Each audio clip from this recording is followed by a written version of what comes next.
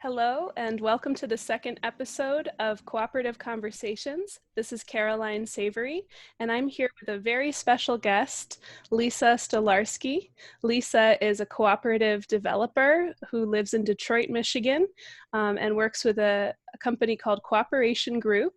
And Lisa is somebody who has a very special place in my heart because Lisa is the person who got me into cooperative development work years ago. So I'm really excited to be speaking with Lisa today. And the theme of the conversation is about mentorship.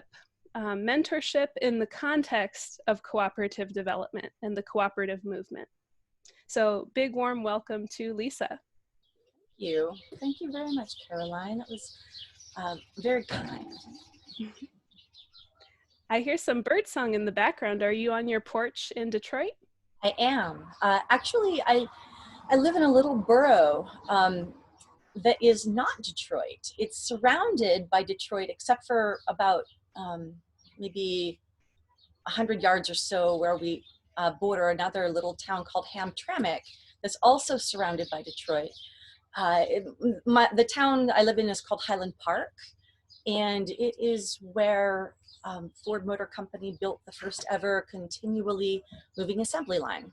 So there's an interesting automobile history here. Cool. Thanks so much for sharing that. And you've been living there for how long now? 5 years and a bit.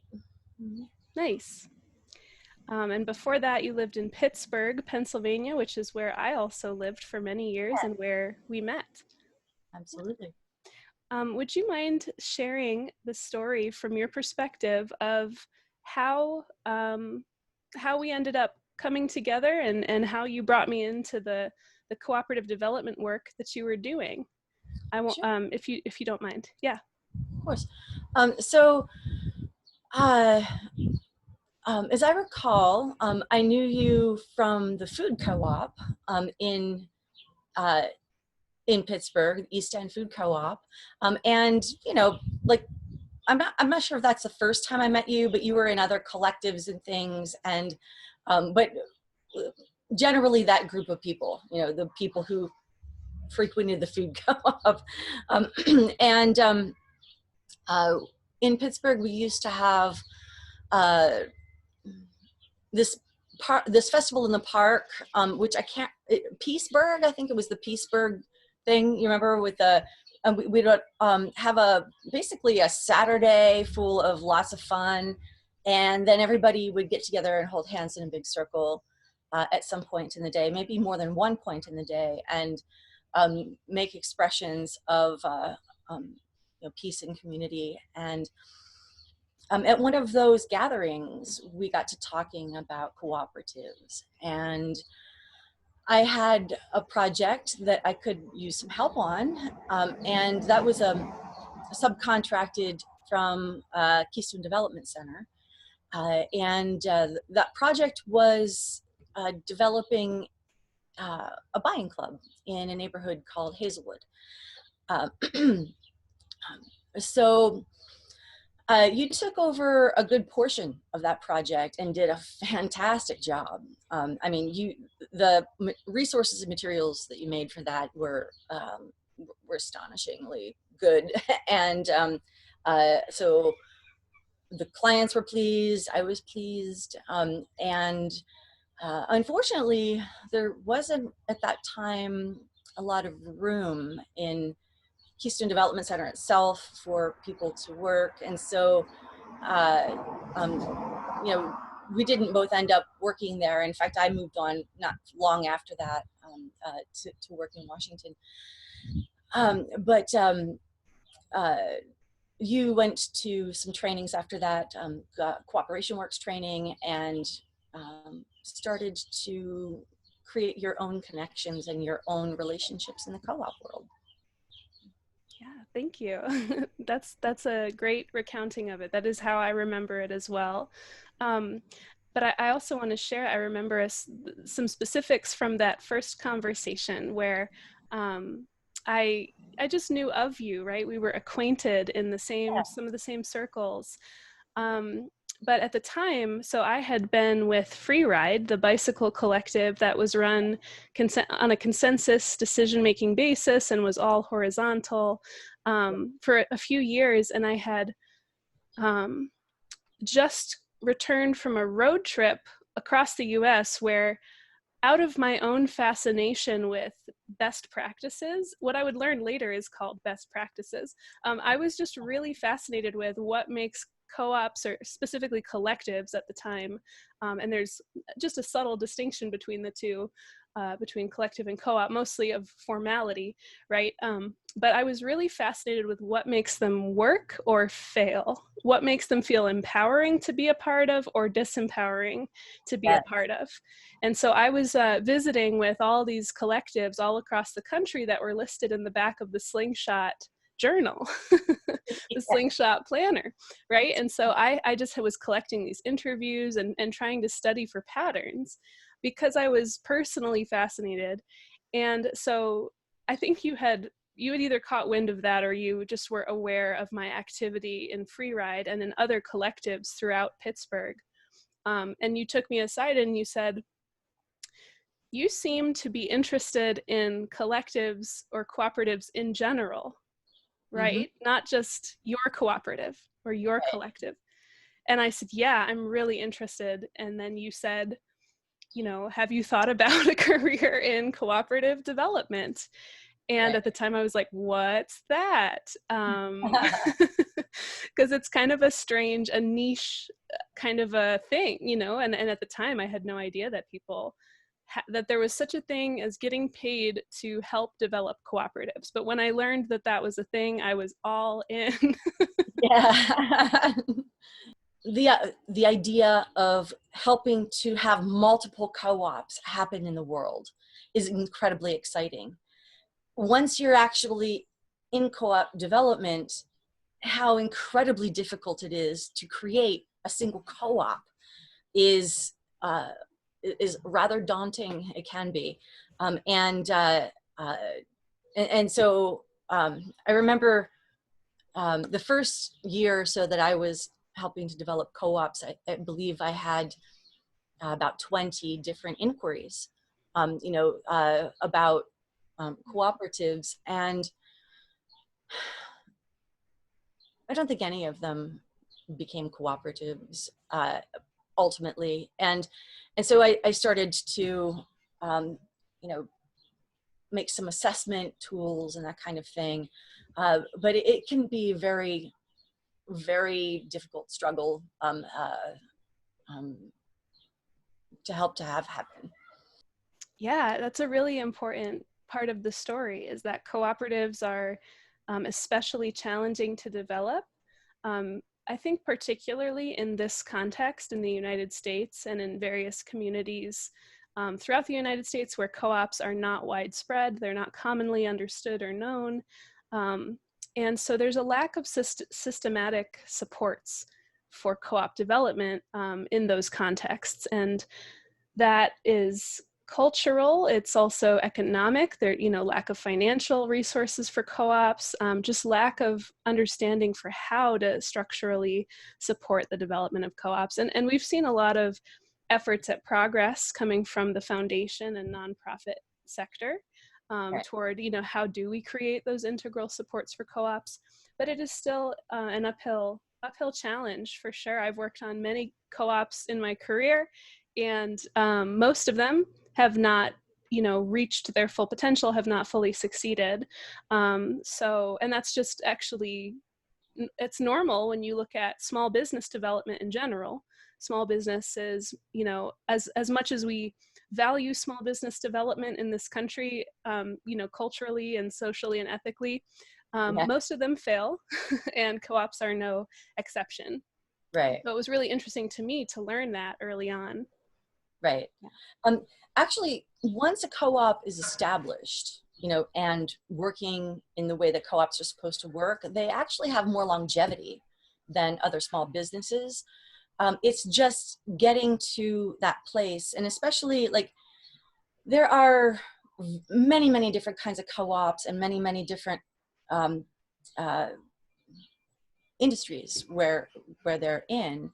And the industry matters, and so does the kind of co-op. And the people who are the ones developing the co-op matter, whether it's coming from them personally, whether it's the plan of a nonprofit. There are a whole lot of things that factor into it. And if you want to go into, like, this might be a whole nother podcast going into parsing out, you know, all of the different kinds of co-ops and how their development works and how, you know, relatively easy or difficult it is to be of service to them as a result of these different factors. That's something I've thought a lot about.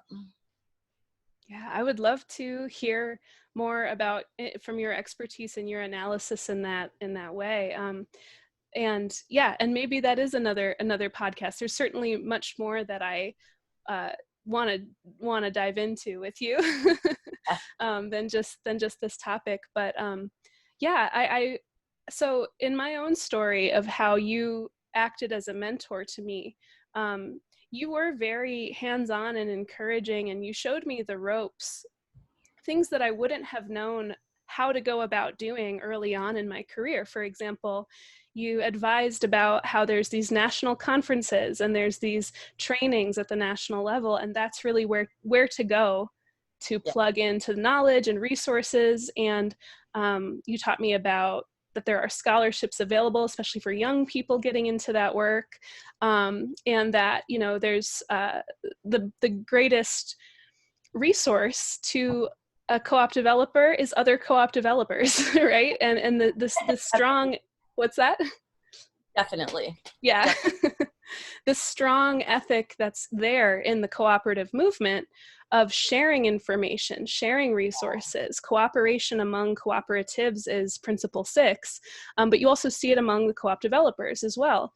And so I really felt quickly like welcomed into this fold, and that I could lean on other people whenever I had questions about whatever project I was working on, to really just put it out there to the community. Specifically, Cooperation Works is a National Association of Co-op Developers. Like, you can just put a question out there and people will be happy to give feedback and happy to respond. And so all of Yeah. those things, you know, going into this, I wouldn't have known, and you really helped me understand how to be successful in that way. So again, kudos to to you and to your passion for continuing on the legacy of co-op development and making sure that there's people doing it, you know, younger folk in my case that are coming up after you.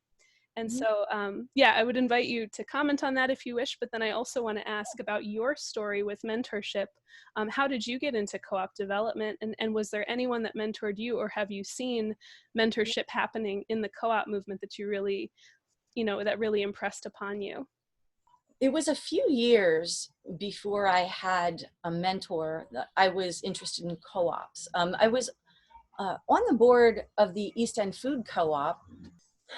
In those days, the whole co-op world was our food co-op in Pittsburgh. And I found out about other food co-ops in other places, and I found out about the cooperative distribution networks, which actually were collapsing just as I came on the board. And I was incredibly heartbroken over that, because here we had in 2001 and long before, all the way going back to the 70s and maybe even longer in some places, back to the Depression.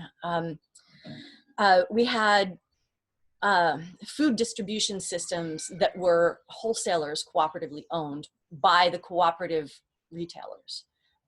And that system had been under stress and collapsing over the course of the 70s, not maybe a little bit in the 70s, but certainly the 80s and 90s, and now it's 2002. And the last 3 that existed in the country were going under. 2 of them were just declaring bankruptcy, and one, the most profitable one, was called Blooming Prairie.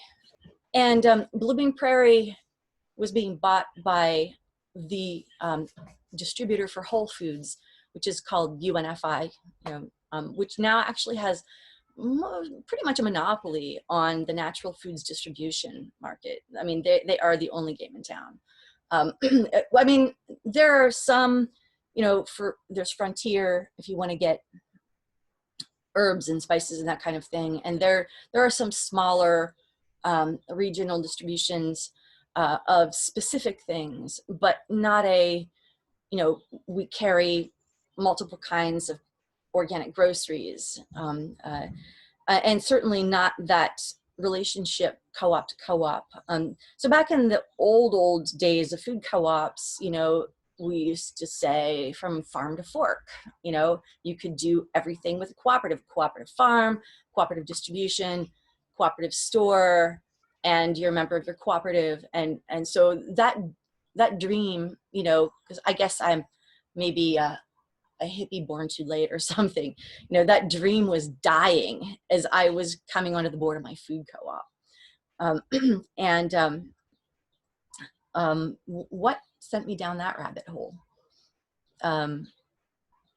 Oh, mentoring. So I didn't really have a mentor at that time, but I was very, very interested in rebuilding the cooperative movement, which in those days that was the cooperative movement to me. I didn't know about other kinds of cooperatives, but I'd heard about worker-owned cooperatives, you know, and a friend of mine and I had a housekeeping business, and she had decided to move out of state.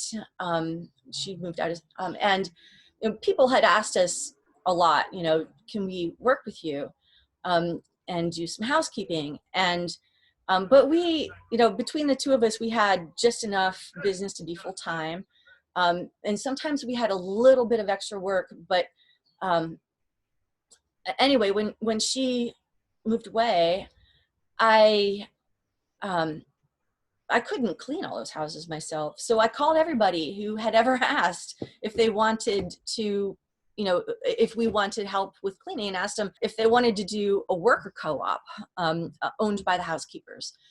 And there were models that I'd heard about in California, and I think Boston, and you know, environmentally friendly cleaning, which is what we were doing. And most of those groups were Latina groups, and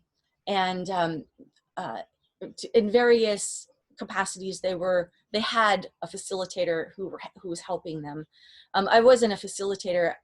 I was just a person, you know, trying to do a co-op, but we were struggling to develop a worker co-op, and my only, you know, limited experiences were in food co-ops. And so it was slow going, and I didn't have a lot of expertise. And but we pulled it off in 2007. We finally incorporated an actual co-op, and that was the same year that I met Kate Smith, and also the same year that I met Adam Schwartz at a conference. And Kate and Adam both became mentors to me as I was trying to formalize my capacity to develop cooperatives, out of having struggled to develop a cooperative without having any resources. You know, I mean, we were in Pittsburgh, and most of the co-op development was happening out in the countryside, or it was happening on the East Coast. And the East End Food Co-op was developed a really long time ago, so the people who developed it were not available. But I did have access to Mark Goring, who, because at that time I became, for about a year and a half or so, I was president of the board of the food co-op. And so our consultant for the food co-op helped me, and I adapted some food co-op language things, you know. And then so Mark helped a lot. Adam Schwartz helped me to just grow as a person. Like I was a very hippie kind of girl, and Adam and his colleagues at National Cooperative Business Association wore suits. And so, but he was a really, really cool person. And he helped me to see that just because a person wears a suit doesn't mean that they're not cooperative, and that they don't share the values that I had. Um, and Kate Smith was phenomenal. Kate Smith was an incredible mentor. And I'm sorry you didn't get to work with her more. She was, by the time that I met you, she was ready to move on. And now Peggy Fogarty, who you'll meet if you join Cooperation Works, is running KDC. But Kate taught me how to do feasibility studies before I even had taken any classes. I eventually in 2008 went to a part-time, I guess it was really, I guess full-time, but we went once a week for a month to a program, a graduate program in Manchester, New Hampshire, at Southern New Hampshire University. You probably see their commercials now because they're almost all online now. But back in those days, the people who were in the program, we get together once a month and have these intensive all-day trainings, and then hang out in a hotel that we pretty much had to ourselves, like a dormitory. And you know, we're all older. We aren't college age people anymore, you know, but it was really fun to be in that, you know, for one weekend a month, you're back in college in, you know, in a dormitory sort of a setting, and having some fun with people that share your values. So that was where I learned a lot of the technical stuff, but Kate had already been training me on feasibility studies, which is really the hardest part of cooperative development, because it requires a lot of accounting background.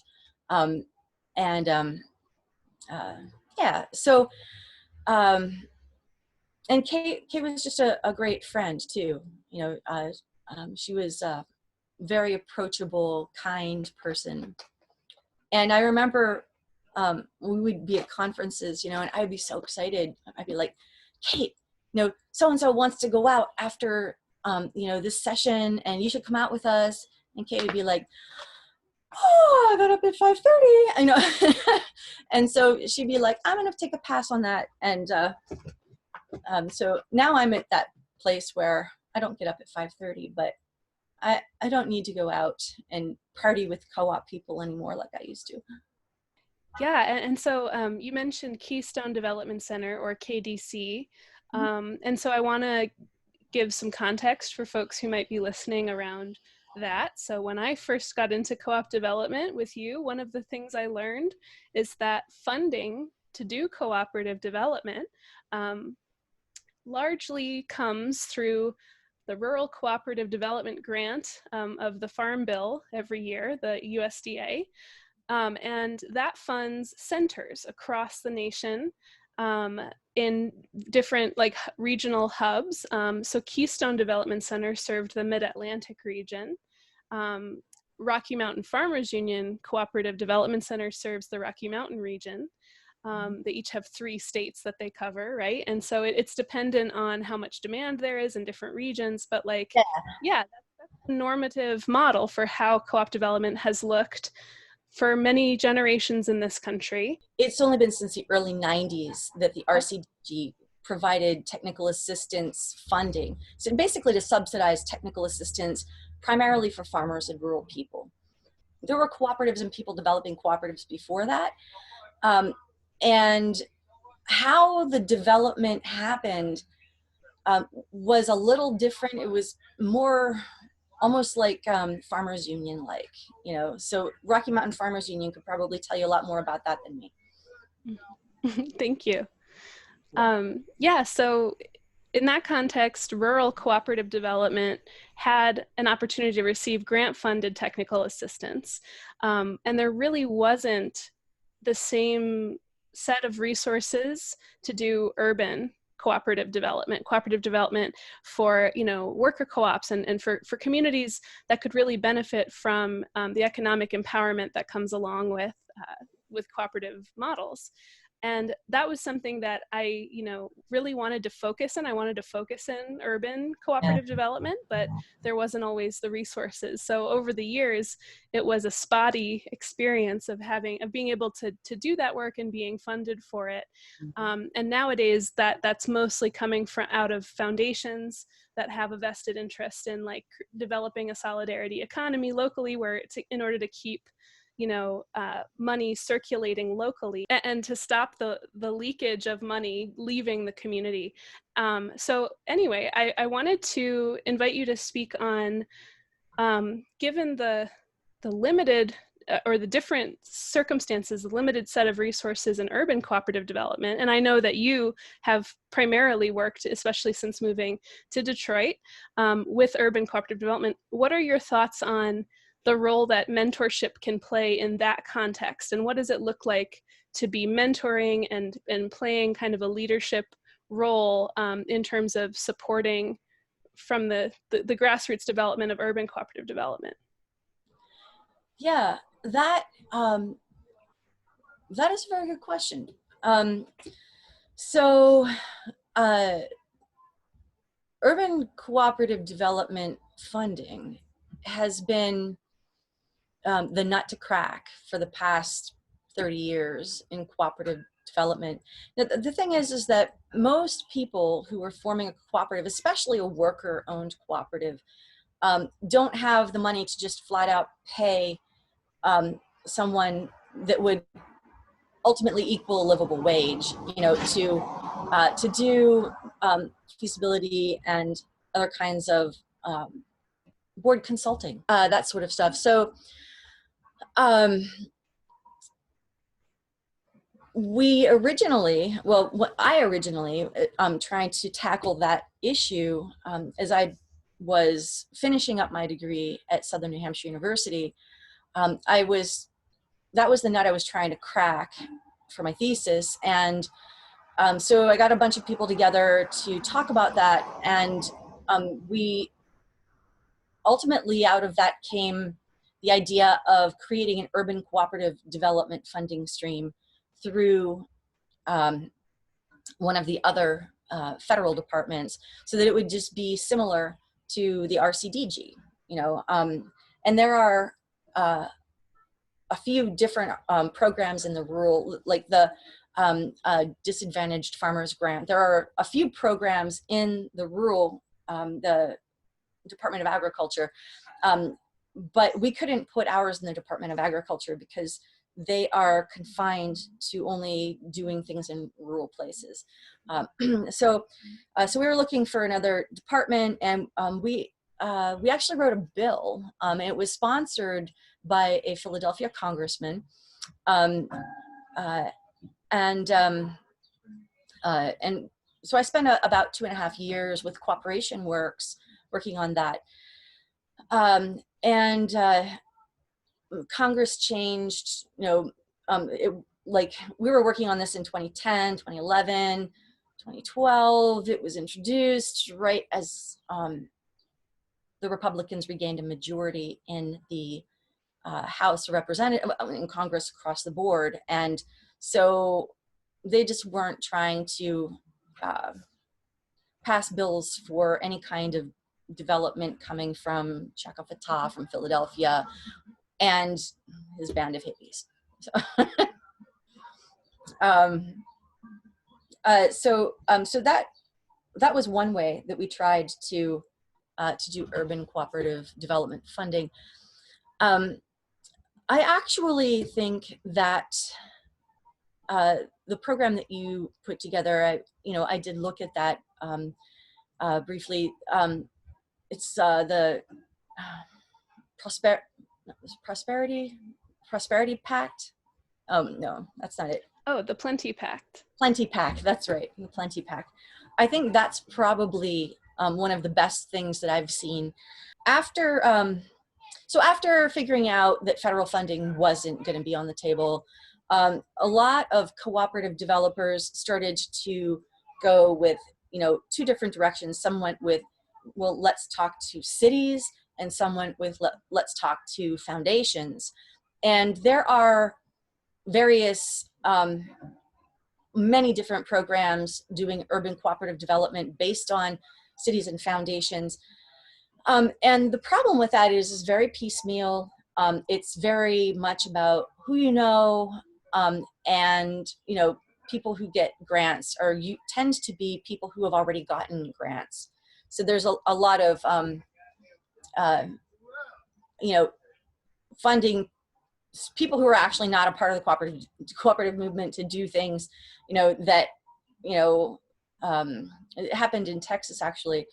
The cooperative, in Texas, there was a, it's called ACBA, the Austin Cooperative Business Association, and they spent about 1.5 years putting together a modest ask of $75,000 from the city of Austin to do cooperative development, you know, through ACBA. And they have people with experience in doing cooperative development who were going to work on that. And the city of Austin said yes. And then instead of giving the money to the group that had been formed, they gave money to an outside consultant, and they spent the entire $75,000 just on doing a study about what would be the best kind of cooperative development to happen in Austin. You know, just like studying co-op development itself, not actually helping people develop cooperatives. And they hired an agency that had nothing to do with cooperatives. So they thwarted, you know, a really vibrant movement that they had there at that time. There were people there who were ready to do it. They moved away. They moved. They were like, okay, we are not gaining traction here. So now Austin, luckily there are a lot of people who have skills in Austin. Austin is, I hear, finally putting out a call for another $75,000 for someone to do co-op development in Austin, or to be, you know, subsidized to do co-op development in Austin. But the original people who were there are just gone, you know, and I know a few people who might be able to do it. So it's going to be a happy ending, I hope. But, you know, it's also been 5 years. There's 5 years of nothing happened. The co-op movement began to disintegrate in Austin, partly as a result of that. So I'm curious about, in the context that you're speaking into around, there's a lot of restrictions in the urban cooperative development space, just in terms of resources. Where do those resources come from? Is it enough to pay technical assistance providers a livable wage? I'm curious if you have thoughts on how mentorship looks in that environment. And, you know, I encourage us to open up the discussion of mentorship that takes alternative forms. I mean, what does mentorship even mean, right? Like, is it that somebody with knowledge is able to like coach, somebody with knowledge in a community context is able to coach young entrepreneurs, or what? Yeah, like how can it look, and how does it look? How have you seen it be successful and impactful? The mentorship that has been most meaningful that I've done in Detroit actually hasn't had much to do with cooperatives at all. It has to do with young people that I met who were having a rough time getting along in the world. And they were like between 16 and 21, this group of friends, and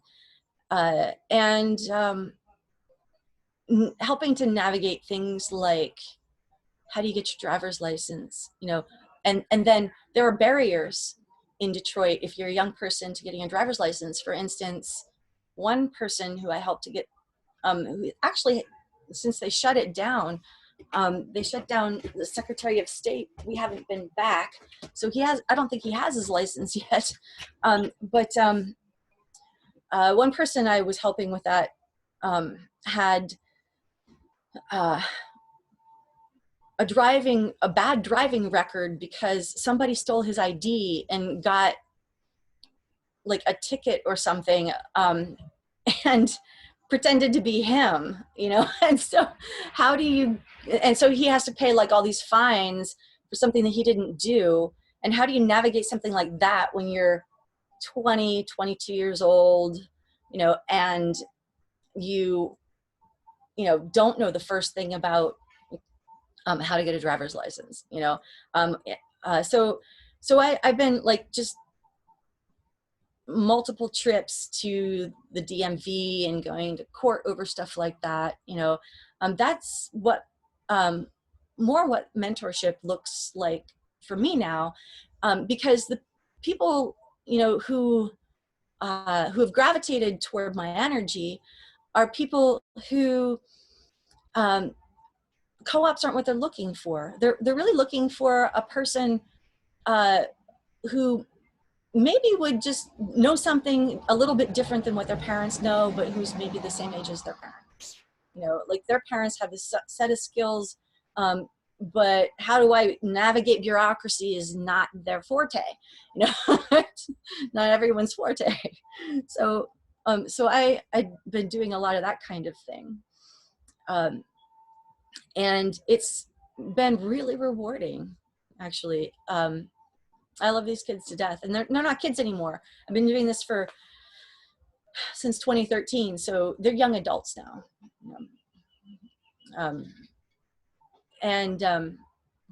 Yeah, just questions about how do you stay out of trouble,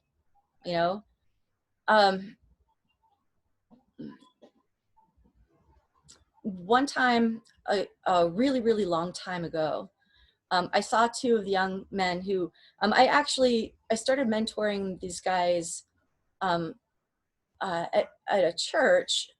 They were in trouble at church a lot, and so there were 5 boys who we just decided together that we would read a book on nonviolent communication so that they could learn how to not get themselves into so much trouble, and we didn't get through the whole book because we lost our space. And so we started going to the Detroit Institute of Art and, doing museums and stuff together instead of reading the book the rest of the way through. But just, but what we did read of the book still resonates with them. And also, they know that I'm a person who isn't going to judge them. So one time I saw a couple of them, hanging out on the corner, and I'm like, what are you guys doing? And they were honest with me, and they were up to no good. And I said to them, if you need money, you don't have to do this. I know that this is one of the only things, that you can get. They were getting $10 an hour for doing some no good, and you don't, come on over to my house. I'll pay you $15 an hour to mow my lawn or, hang my pictures or whatever, and so a little time went by, and one day when they needed some money, they called me and they said, hey, this is the story. We actually would rather work on your lawn, and I don't think they do that other stuff anymore, so, and I like to think that that was a very helpful thing for them. And we're still close. We're all close. Thank you. You're what welcome. a great sharing and great story. Yeah, it really drives home the idea that, mentorship can take many forms. And, I think about how cooperative development sometimes people get real excited about the cooperative model. And that especially takes place in like communities where people have higher education. But like what they are missing in my experience is an awareness that cooperative building is an outcome of community building, and cooperative building supports community building. And so there's like this feedback loop between those things.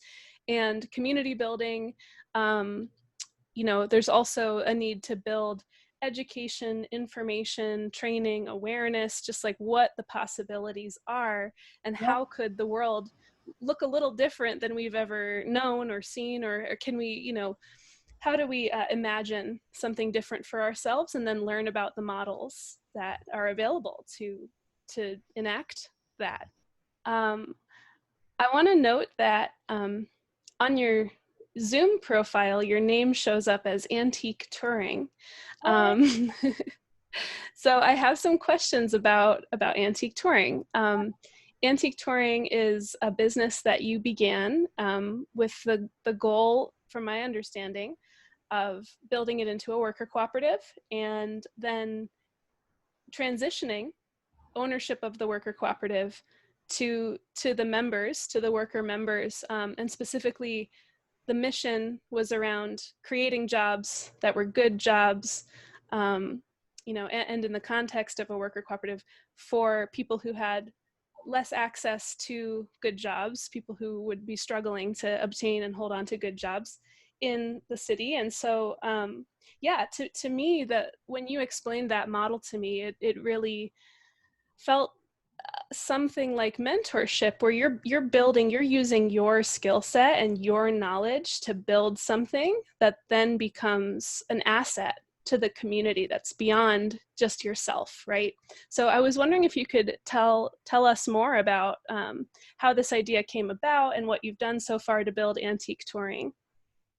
Yeah. So Antique Touring Company was started when I went to a conference about social enterprise.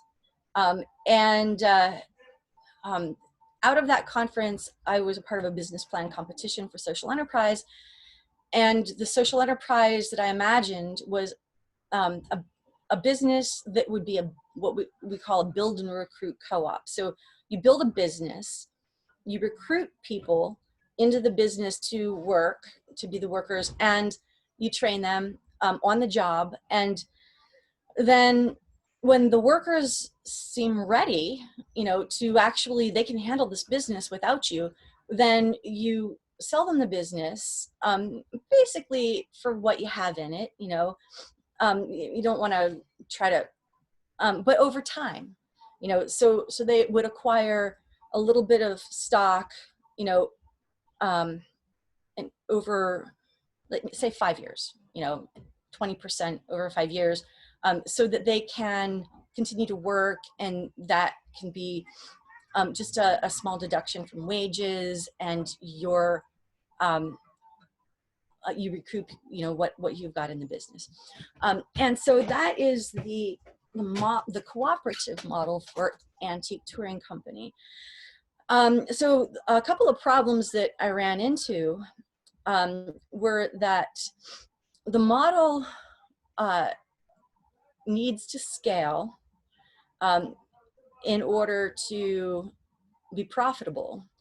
And so we were not profitable in our first 2 years. And so this year, I mean, I was like, from February, we open in mid-April to the 1st of May, you know, depending on the weather.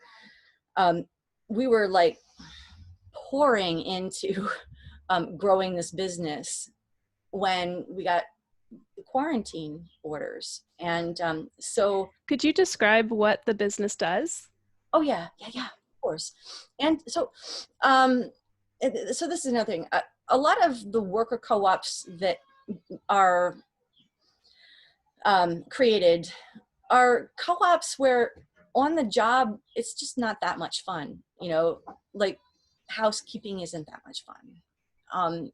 And it's not something that you want to necessarily do for the whole rest of your life. So I wanted to create a business that would be fun and entertaining, not only for other people, you know, who are the beneficiaries, but something that on the daily is a place you want to go, that you want to, you know, you're having fun. So Antique is a touring business of Detroit, and we tour in antique cars.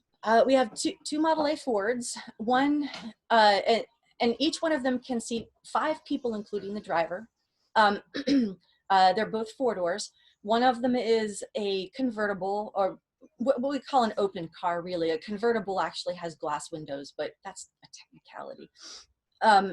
So one is a convertible, one has a hard top, because you never know what the weather is going to be like in Michigan. So we have 2 tours that we give, and they're both curated by me. And I'm hoping that I will recruit people who curate their own tours eventually. Our first tour was of an island called Belle Isle.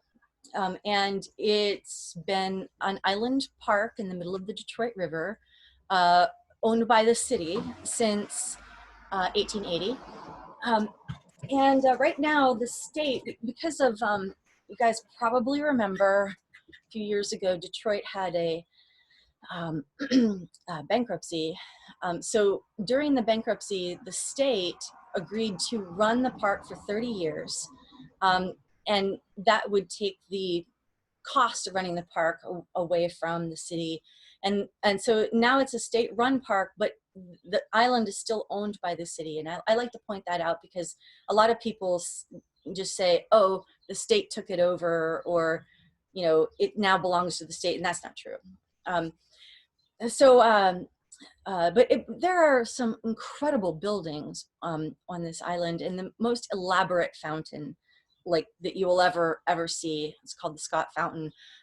There's an aquarium and a conservatory, a beach, 2 boathouses. One is a yacht club, the other one a rowing club.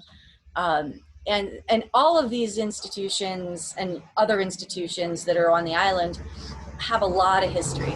So I get to be on a beautiful island, and drive around very slowly, explaining the history of the island to people. And I also talk about buildings that aren't there anymore. In particular, I like to talk about the old ferry station, because for the first 5 years, the only way to get to the island was by boat. There wasn't a bridge, and people actually went there by ferry all the way up until automobiles became very, very popular, and they closed the ferry station in 1929. So the other tour is a little bit longer than the island tour. The island tour is 2 hours, and the other one's 2.5. It's called From Tinkerers to Titans in the Auto Age, and it's sponsored by a group, a nonprofit group called Motor Cities National Heritage Area. And Motor Cities is associated with the National Park Service, and so there's like a designated 16 county area here in Michigan that has little spots of incredibly important historical places. And so Antique Touring's Tinkerers to Titans tour is really about as close as you can get to the center of that. The building where we have our garage is in the first building that Ford ever built for Ford Motor Company. It dates to 1904. And so we tour around that neighborhood, and then we go to 2 factories just on one about 1.5 miles east of the neighborhood, and the other one about 1.5 miles north of the neighborhood.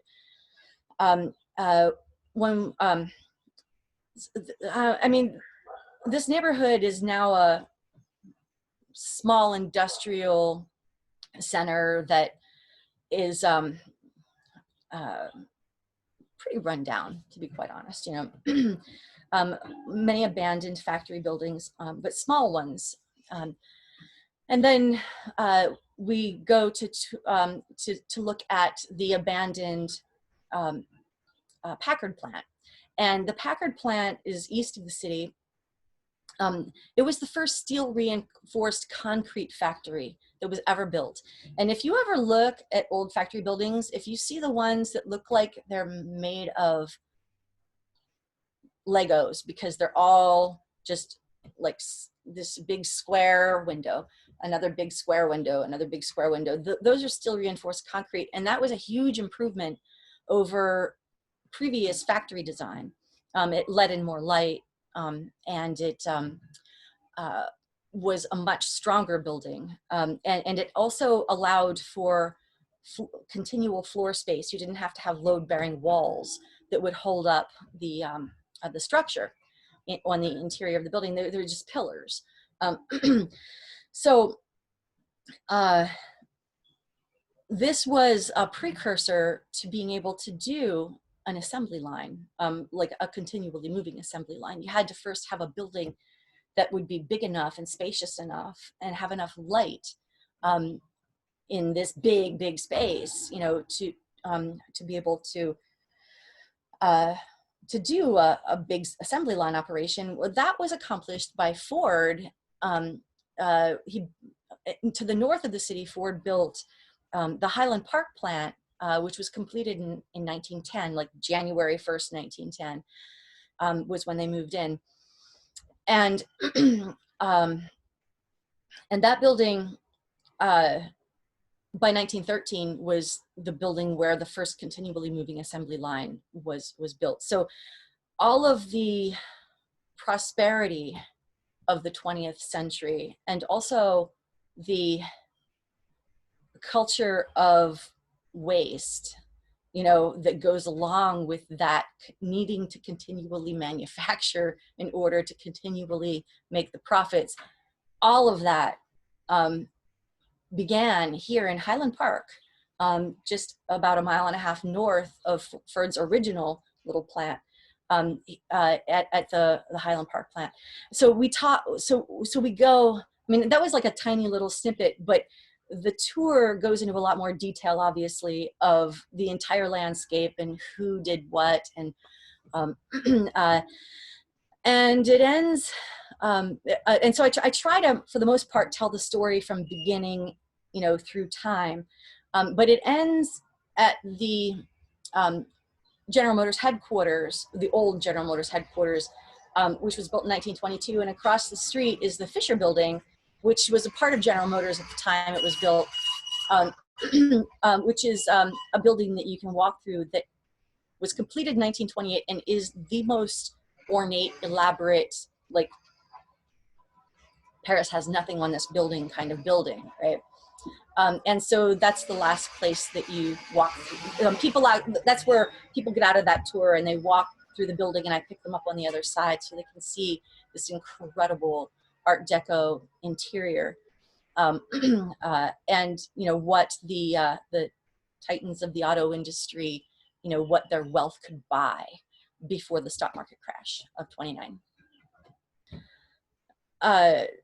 Yeah, so the idea of growing this business means that we have to be profitable first, and then we grow the business. And this was the year that we were, you know, we have 2 years of marketing this business under our belts now, Brian and I and Carrie and Rick, who are the 4 people who work in the business.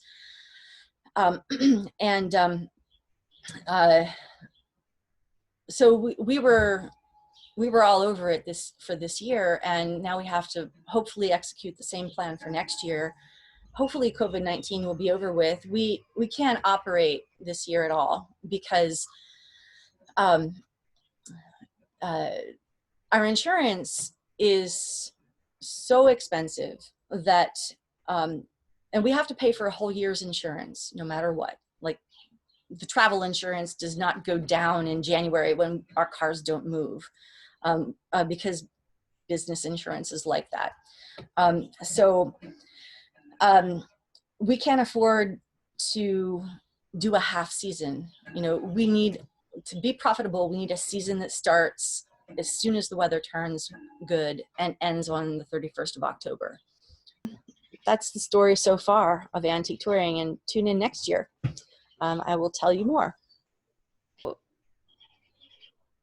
you know, it's really powerful to take one's skills and build a company in this build and recruit model, and then recruit people who could most benefit from the company, and you know, do the exit like you're speaking about, as well. And it can create opportunities where none may have existed before. And something that I've spoken about with peers of mine is the power of people to create pathways for others that may not have existed before.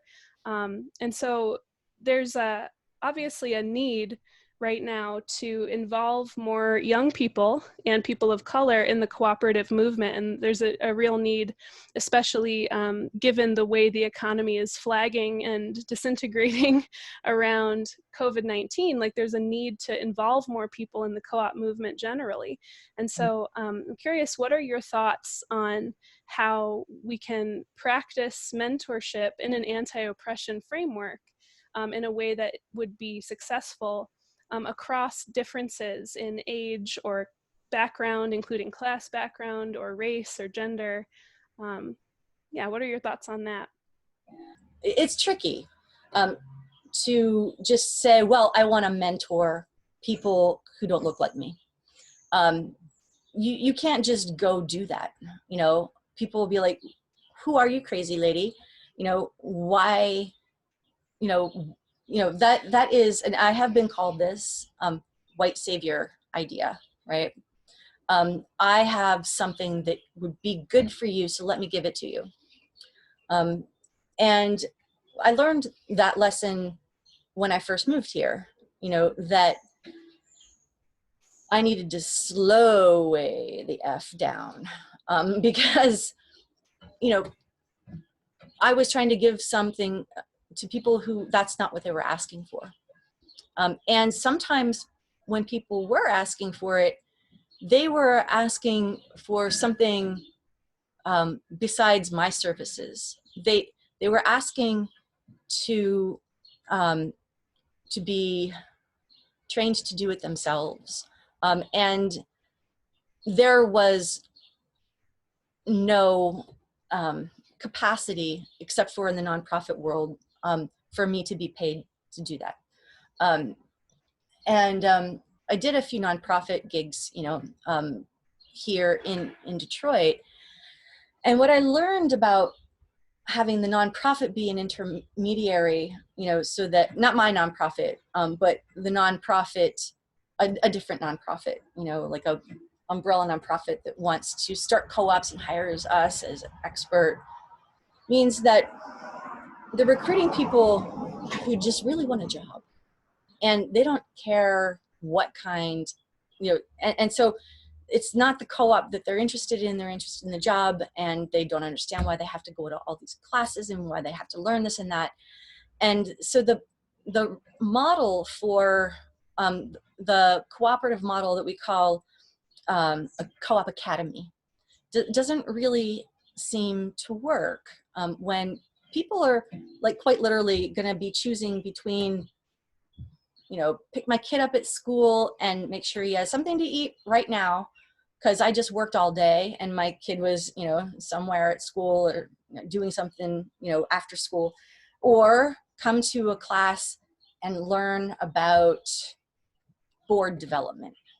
It's a no-brainer. You don't go learn about board development, you go and take care of your child.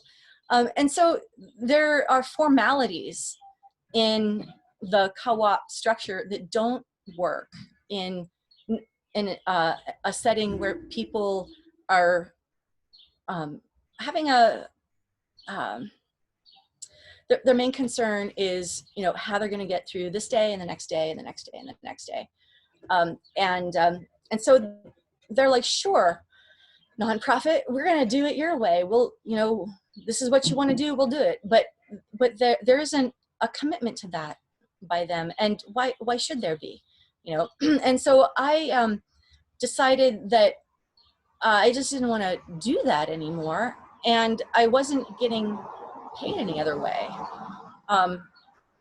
So, and though Antique Touring Company is not yet a cooperative, I intend for it to be a build and recruit cooperative. And the people who will eventually be the owners of a cooperative are the people who actually apply for the job and come in and do the job and stick with it for a while. And that actually has also could be an issue because it's a seasonal job. Like there's no way to pay ourselves in the winter. And the only way I can think of is if we have a really big bonus at the end of the year. And then maybe there might be some, since like I know landscapers can get, at least in Pennsylvania where I used to live, landscapers can get unemployment in the off season. So maybe we could get unemployment in the off season. So anyway, I'm still working out these challenges. But being a developer, you know, facilitator, board consultant, that for me anyway, isn't where it's at. However, if there's another person, you know, who wants to learn something from me, you know, first of all, Brian has done some board consulting, but I usually don't do board consulting as much. But like, for instance, one of the things that I do really well is feasibility. You know, if somebody wanted to learn feasibility, I would be super thrilled to teach them for free. I don't need any compensation for that because I now have other things going on, you know, that are sustaining me.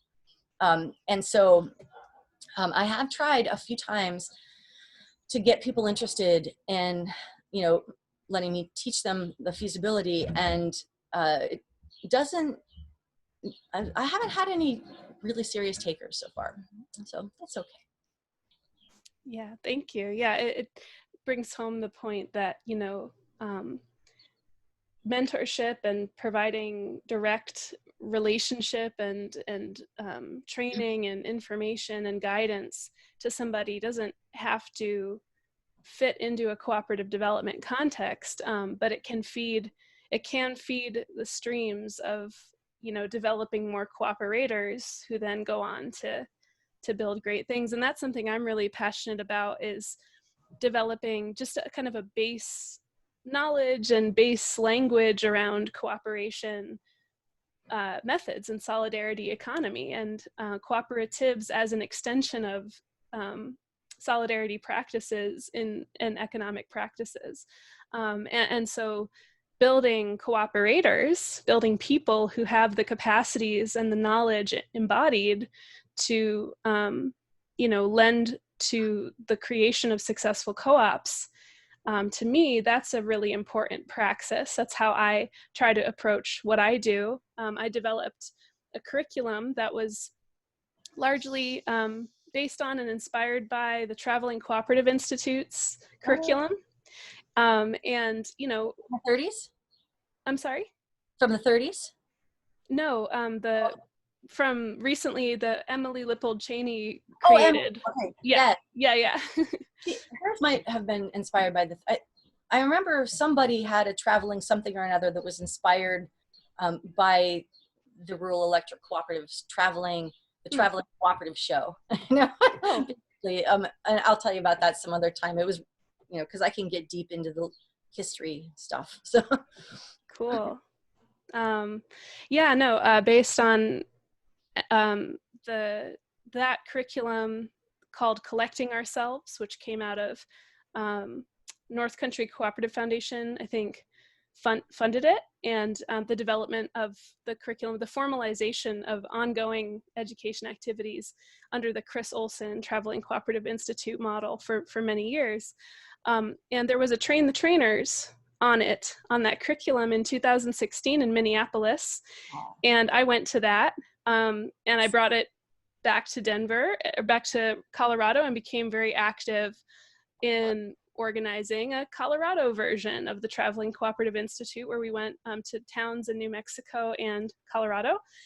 And then in the year after that, created an urban-focused curriculum that addressed some gaps that I was seeing in co-ops 101s, and in general, just like, how do we go about educating? And to me, it's about developing cooperators. It's about developing political consciousness of, like, when does cooperation, economic cooperation, tend to happen? What are the conditions? What makes it successful?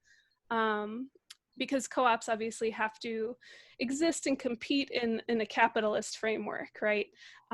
So anyway, just situating that. And then this past year, we did a Train the Trainers here in Denver on that curriculum, where thanks to the amazing organizing work and the network of Jessica Holguin with the Center for Community Wealth Building, we were able to recruit, we ended up delivering education to 16 people, mostly women, mostly people of color, from all around Denver and even beyond Denver a little bit. There was one person from Colorado Springs, for example, training them in this cooperative entrepreneurship curriculum with this explicit intent that they go out, that they be equipped to go out and deliver this in a facilitation model, this education in their communities upon request. So whenever, making connections in their communities, and whenever a group would form, or a pod, or like an organization would request it,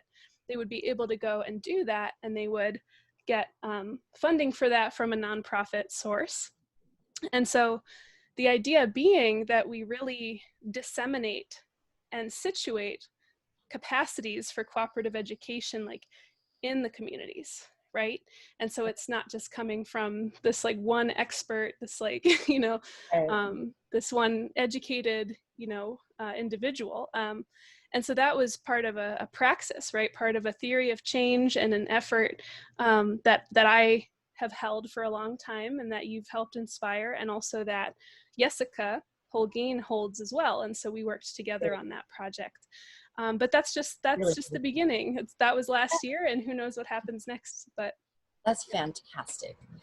I actually would really enjoy coming out for that training. And this is another thing that I think people don't necessarily realize. Just because I've been developing co-ops for, I don't know, several years, it doesn't mean that I don't need to train on new ideas. I think everyone should train on new ideas. And that was something that actually at one point, I kind of got a little bit hurt, because I asked to be a part of a training, and the people were younger than me who were doing it. And they're like, oh no, this training is for young people. You have too much experience. But there was some stuff in it that I knew I didn't know, because I read, and I really wanted to learn what they had to say. And so I think that young people, who think that just because you've been doing something for more years than them, that you know everything about it, or that you know so much about it that you don't need to hear their ideas, that is, that's not good. yeah. I want to learn and grow and train. My friend Margaret Lewis is 83 years old, and she can not see very well. And but she's a member of Solidarity, which is a group that Brian and my husband, are members of. And in Solidarity, she learns a lot of stuff about solar power and various kinds of, home energy efficiency things. And it's not because she thinks that she's going to be the one to go out there and do it, although, maybe I would, to me, in those days, I would have had extra tools in my capacities, which would have helped me in those days.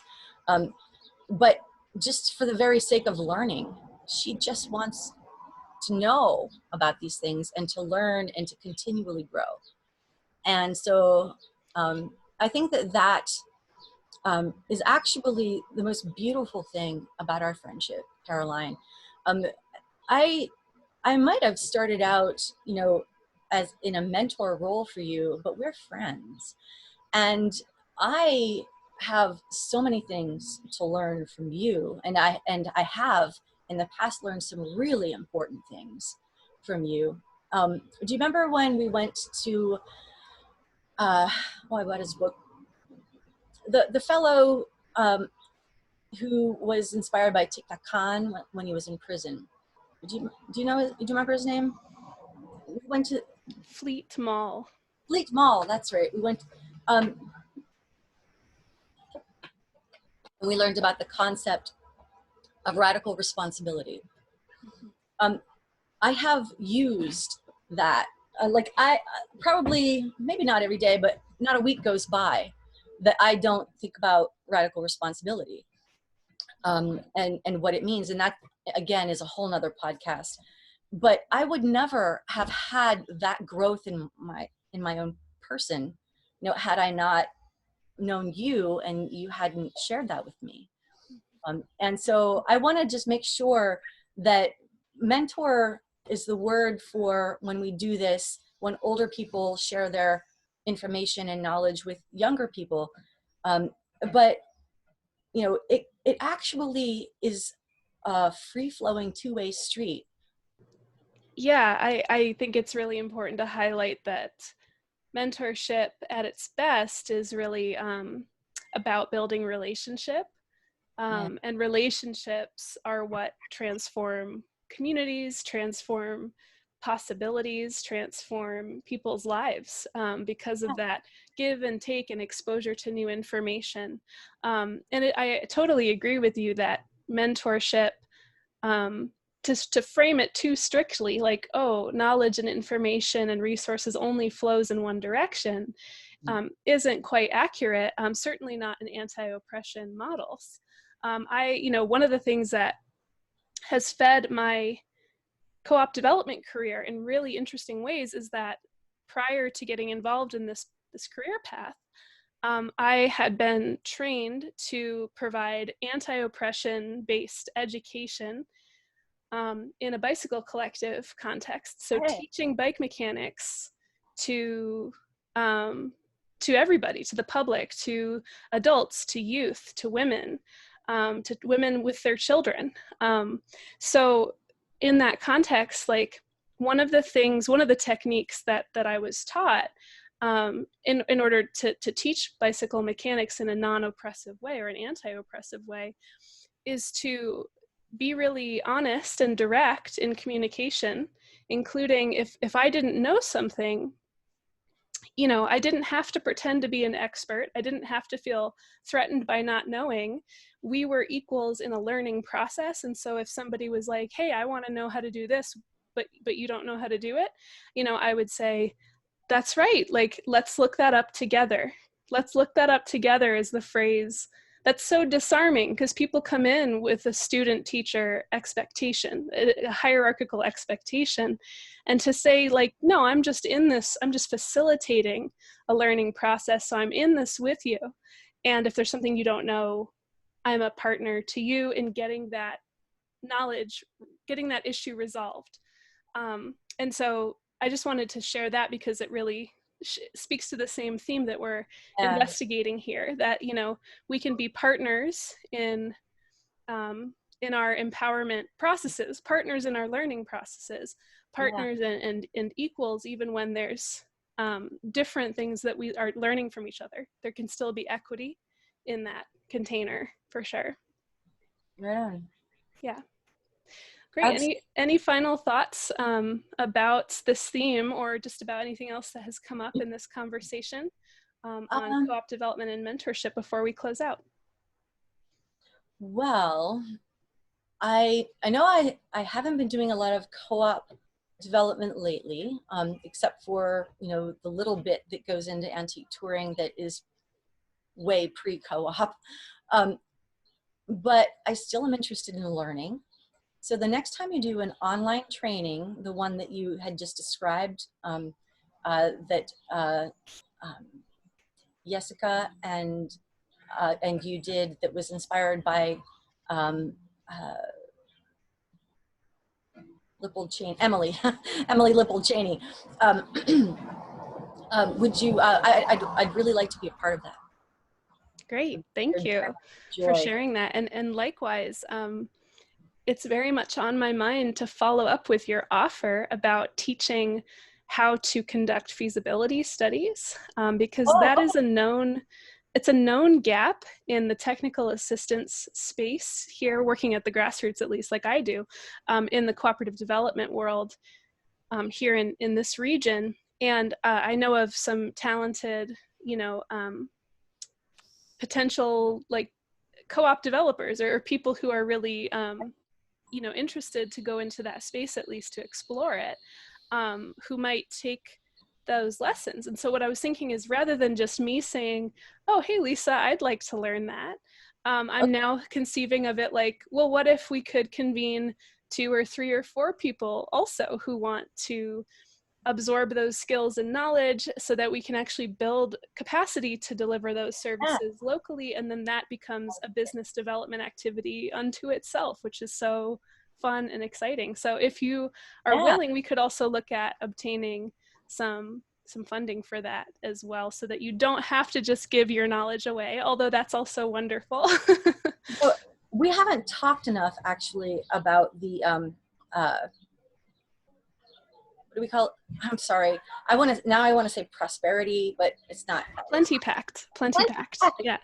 What? Let's do it with Plenty Pact, Mm. because I think that is something I also would like to learn more about. And so by going through the um, going through actually doing it, then I will be learning about it. So let's use Plenty. Cool. Wow. I'm so inspired to hear that that is resonating with you. And I really appreciated that you mentioned it earlier in the context of mentorship or solidarity, right? In terms of how I'm trying to be in service to my community and making it accessible. And so that's wonderful that you're interested in adopting some variation of the Plenty Pact in this kind of an exchange. I love that. And yeah, I think it's a really exciting offer to say, hey, I've got something to share. Why not do it in the Plenty Pact model? And so let's continue that conversation and follow up on it and see if it's something that we can extend to this broader community that I'm connected with, that's connected with the Plenty Pact and with Cooperative Conversations, these podcasts, right? And make it like really, truly an open invitation for people to connect with us if they're wanting to participate in that. I think that ultimately for urban cooperative development, the Plenty Pact makes so much more sense than the nonprofit model to me. Because the nonprofit model is spending a lot of money, and that money isn't necessarily going toward what people need, and it isn't necessarily going toward what uh, what could really actually happen. And the nonprofits are the people who decide what the people need and what you are going to teach, and and that in and of itself is a huge barrier toward actually being in right relationship. Like what everything that I read about Plenty Pact, like it was about being in right relationship with the people who you're going to exchange knowledge and information with, and a part of that relationship is economic, but is also there showing how they value what you have to share, and then they are also directly asking you for what they need, not for and then you get to say, well, I'm a good fit for this, or I'm not a good fit for this. None of those three things, none of those exist in the nonprofit sponsored model. The nonprofit is deciding, what the co-op is going to be, what you're going to be teaching. The nonprofit is deciding how much value these people should be having, should be evaluating from the relationship.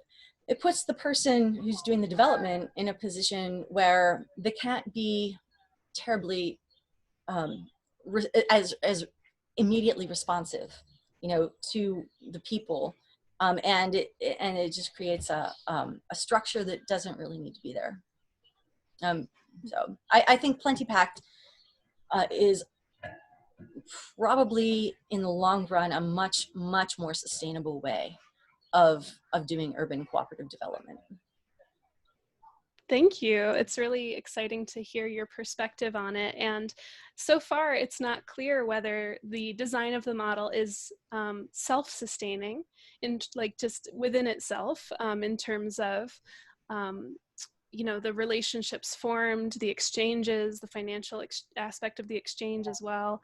But what I do think is, I totally agree with you on the critique of the nonprofit model. And I really think a lot about what would happen if nonprofits had different praxis and recognized that if they just invest in community leaders, like to do what they are called to do, like transformation can result from that.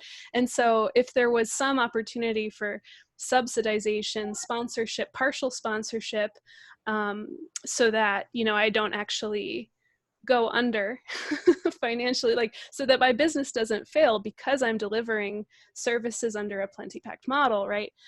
Then that would be even more stable and even more able to ensure the longevity of being able to provide services like that. But for now, it's like the first few years of a business. It's like it's just the first couple months, to be honest. I'm still feeling out if it's going to be viable in the long term and what it would take to make it viable. Maybe it's how I market it or who I talk to or how I approach the payment conversation, right? So there's various factors there, but yeah, I'm still testing it out, but happy to continue experimenting in that space with you. And Yeah, thank you so much for being a guest, Lisa. It's great to chat with you always. always great to chat with you as well.